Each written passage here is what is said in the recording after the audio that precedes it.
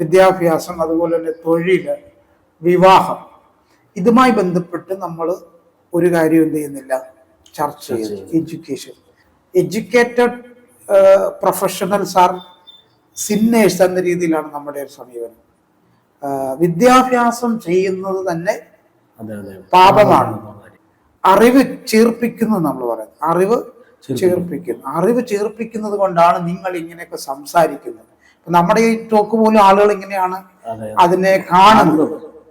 അത് ശരിക്കും പറഞ്ഞാല് എമൗസിലേക്ക് പോയ ശിഷ്യന്മാരുടെ അവസ്ഥയാണ് പല ആളുകൾക്കും. കാരണം അകത്തെ കണ്ണ് ഇതുവരെ എന്ത് ചെയ്തിട്ടില്ല, തുറന്നിട്ടില്ല. ഈ അകക്കണ്ണ് തുറന്ന് കാണുന്ന കുറച്ച് കാര്യങ്ങളാണ് നമ്മൾ പറയുന്നത്.